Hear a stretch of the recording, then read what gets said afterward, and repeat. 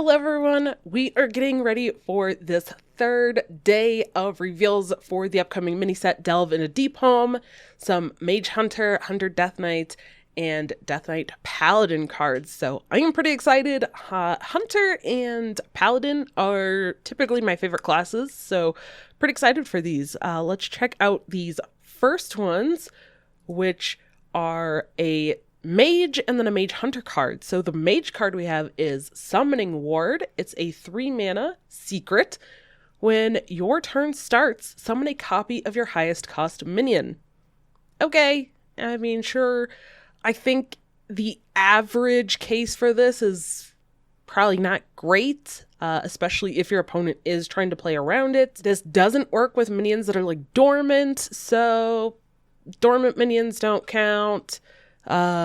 Sure, your opponent could not let you keep a minion, and I don't know. In Mage, this seems a little weird, honestly. I think if this were actually Hunter Secret, maybe that would be much better. Or even if it was like a copy of a random minion, sure. But this is going to be more situational than I think what you want. Unless there's something in the future that really comes out that helps with this.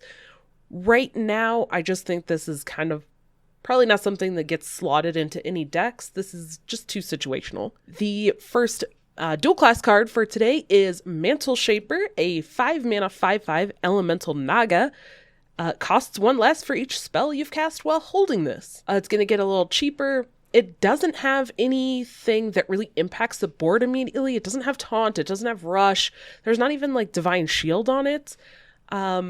I think in maybe like a Naga Mage deck, this can be helpful where you want to get this cheaper and then play it for a Naga to have some sort of, Naga spell alternating synergies. But outside of that, this one, again, not really something that I see being very useful or played a ton in these classes, especially the current iterations of Mage and Hunter. And honestly, there's other cards that we've seen like this that are just stats that get discounted, and I don't think they often get used in a lot of the like top competitive meta decks for standard. So I don't think this one is that great. Then next we have another Mage Hunter card. This one is also 3 cost, Elemental Companion. Summon a random Elemental Companion. We've seen the companions already a couple of times, or different companions for Hunter, but this is the first time we're getting them for Mage. So these minions are also Mage Hunter dual class minions. The first one, Misho, is a 3-mana 4/4 elemental. Can't be targeted by spells or hero powers. You have Hiffar instead of Huffer. Hiffar is a 3-mana 4/2 elemental, and your spells cost 1 less. And then the last one, Luekk, 3-mana 2/4 elemental, spell damage +2. So you have a little bit of differing stats, but mainly they're kind of based on spells instead of having charge or being able to kind of impact the board. It's a little bit more focused on the spell synergies in Mage and Hunter. I kind of like this one. I think this is kind of neat. I don't, again, think that this is one that maybe necessarily gets fit into one of these classes or archetypes for these classes currently in the meta, but in the future, in coming expansions, maybe there's something that comes around that kind of wants to utilize some of these, or maybe this is something you take off of like some Discover effects just for an extra body. Again, don't think that they're like super necessary right now. Then we have a just regular Hunter card, Shimmer Shot. It's a 1-mana arcane spell. Deal 1 damage, summon a random minion of that cost. So this definitely benefits from having additional spell damage. If you get this up to, let's say you get the companion that we just saw for +2 spell damage, you get deal 3 damage and summon a random 3-cost minion. It's a cheap arcane spell, so this actually might try to be slotted into like Arcane Hunter. You could definitely see that. You're getting to deal a little bit of damage directed wherever you want that damage to go, and you get a body with it.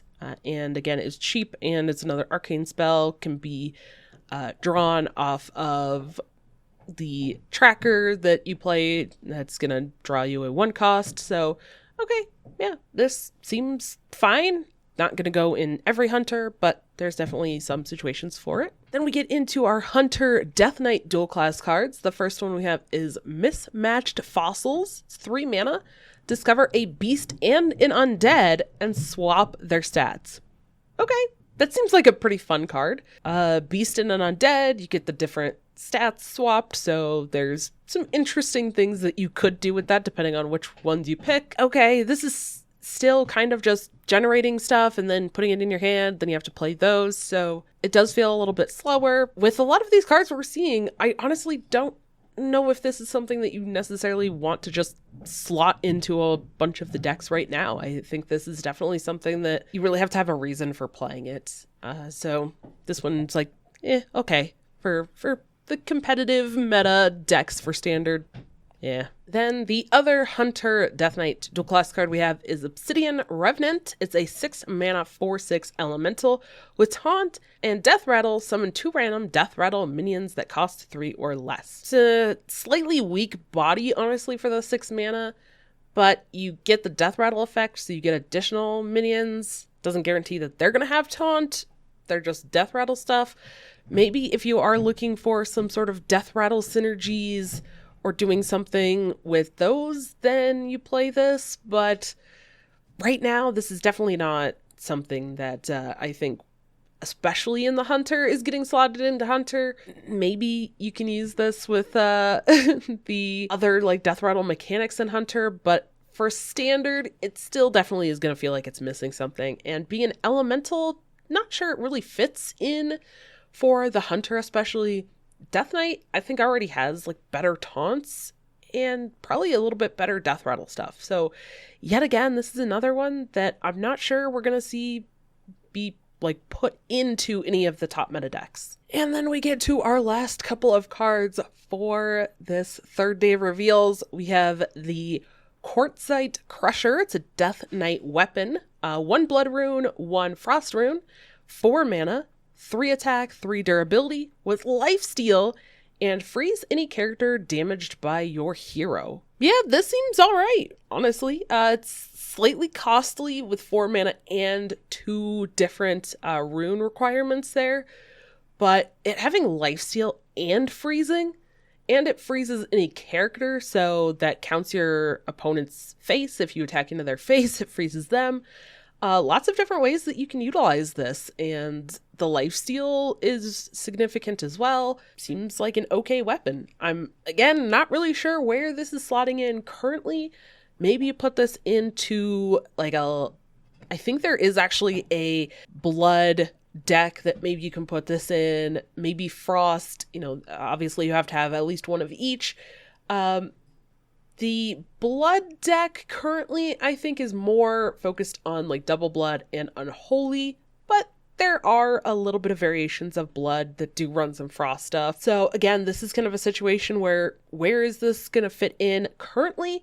But in the future, this might be pretty good. But I think the benefit of it having lifesteal and the freeze effect definitely makes up for the slight requirement in the cost and runes. Then we have Prosthetic Hand. This is a Death Knight Paladin card. It is 3 mana, 3/1 mech with magnetic and reborn, and it can magnetize to mechs or undead. Okay, this one is pretty neat. I like this a lot. I believe that during this last few expansions, we did get a Hunter card that was also a magnetic that could magnetize to like mechs and beasts, and it didn't really get played in any of the like meta decks, any of the competitive decks for Standard, which was unfortunate because I really liked that.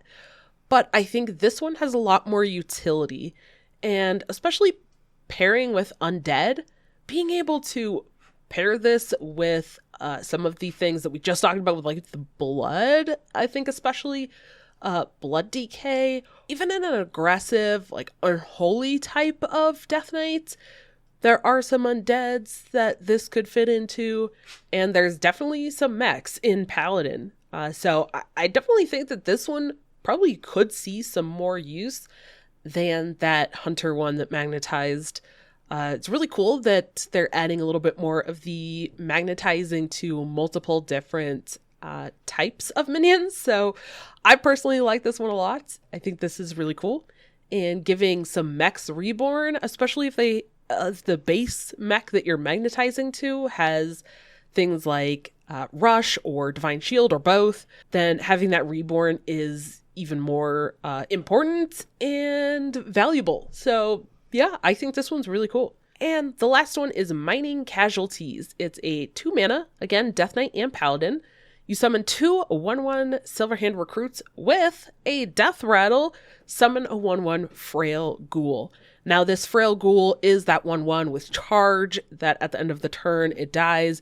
That is the same ghoul that you get from the Death Knight hero power. So if you're kind of wondering like what the Frail Ghoul is, it's the Death Knight hero power 1/1. I mean, you're getting some value here. You're getting 2 1/1 bodies that each are going to spit out a 1/1 with charge that then dies. All right. There's definitely going to be some decks that utilize this. Maybe Paladin right now a little bit more than the Death Knights.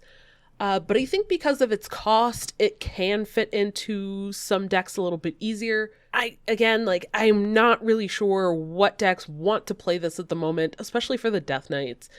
Maybe a more aggressive type Death Knight, something that really wants to stick on board and play buffs. I think that fits Paladin much more than it does Death Knights. So currently, maybe it gets slotted somewhere into like an aggro Paladin type deck.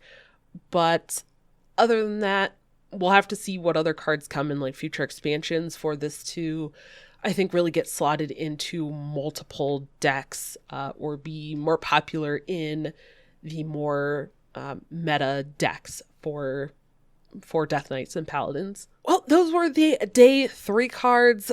Compared to the first 2 days, I didn't like some of these cards as much, at least in terms of their use in like meta decks. There's some really interesting cards. I really like magnetizing to mechs or undeads. I think that's going to be really fun. But what do you think of these decks? Let me know in those comments below. And what are you thinking that we're going to see in the final reveals? I can't wait for Shaman. Shaman is also one of my other like favorite classes. So Paladin Shaman, pretty interesting. And we already saw that Bran doubling the battle cries on the first day for the legendary warrior cards. So curious to see if there's going to be other warrior cards that go with that. So thank you so much for checking this out. If you haven't already, go ahead and check out the previous reviews and some more Hearthstone videos. Thank you so much for watching, and I'll see you in the next one.